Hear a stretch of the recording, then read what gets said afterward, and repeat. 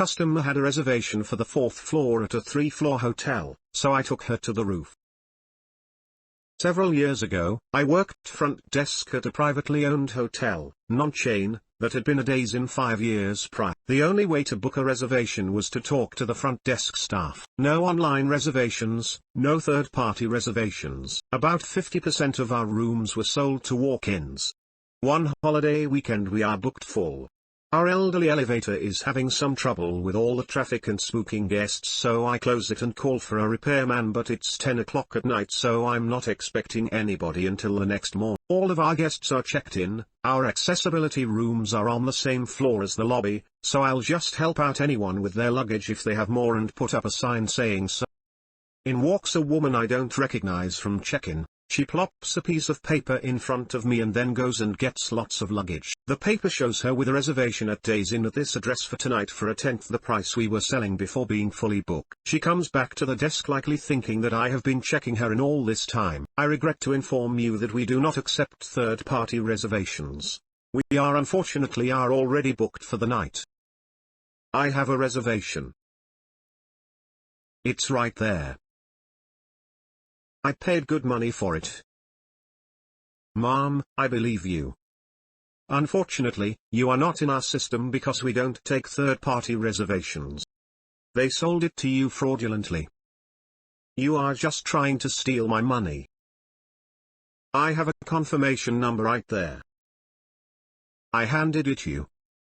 Yes, Mom, you handed me a reservation to a Days Inn. We are, hotel name, gesturing to a sign. All of the signage inside and outside the building is correct. Also, this is for a 4th floor room, we only have 3 floors. I stayed at this Days Inn last year on the 4th floor. This argument continues for a while with me keeping my cool, informing her that we are booked, all of our rooms are full, me insisting that we don't have a 4th floor, not Days Inn, don't take third-party reservations, etc. Eventually she screams at me that I am going to take her to her room on the 4th floor, that she paid for, right now.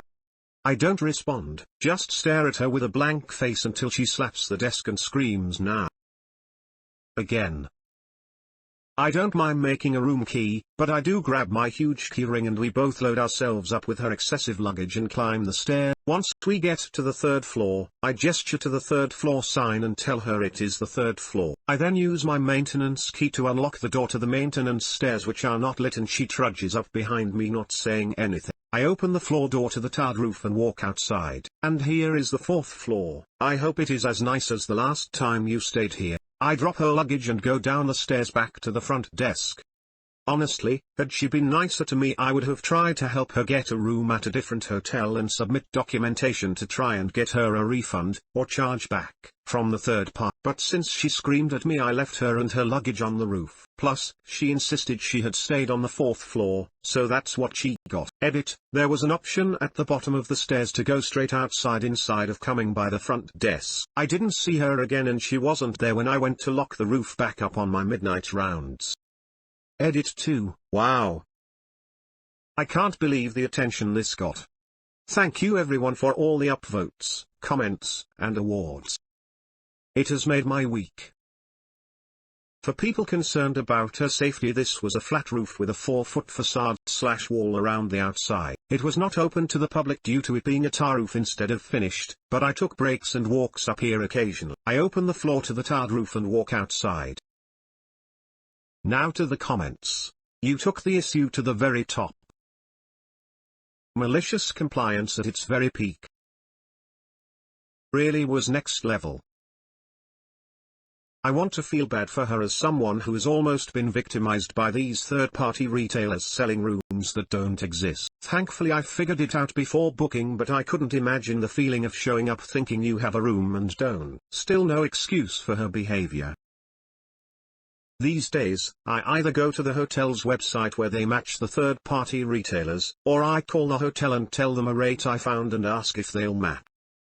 They almost always do. As a bonus, I don't arrive at my destination and find out I'm not in the system or any other garbage, much less anxiety around checking in. I hate the third parties. I quit doing that in the mid-2000s when it caused all sorts of issues for me on a trip to Florida. At that point I didn't have a lot of money, so it was a huge impact to the vacation, which sucked. Third party put on a $500 hold for the rental car, as did the rental car company, in addition to the $500 they charged me for the car, then refunded the difference after the trip was the holds, but both companies fell off the last day of the trip. Go figure. This was before I had any kind of credit rating, only had a Kohl's card with like $200 credit limit, and my debit card, which is what the trip was paid for. Shortly thereafter I was able to build more credit and got some cards and am doing very well these days. I also learned the lesson that my debit cards get used for nothing but the ATM. You need to take this story over to /r/tales from the front desk. OP replied, done. Oh, this one is just plain juicy. Honestly, if the weather was nice, I'd take it. OP replied, I know, right? The weather was nice, but the roof unfortunately was not. Former hotel receptionist here, I wish I could have done this. Awesome. Friends of mine did the friendly version of it.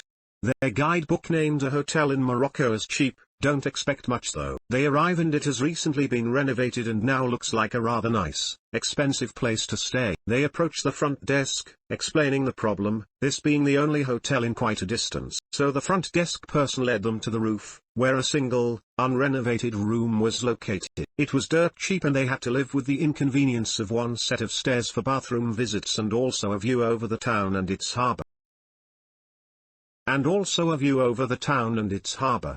That sounds awesome. Right? Small adventure, just for a night. These are the times that make amazing memories. I must be naive. I didn't know there are bogus third-party sellers of rooms and things. Yeah, I've been very fortunate, I guess, not to have had any issues from booking through third parties, but after reading this story and some of the comments, I don't think I will anymore.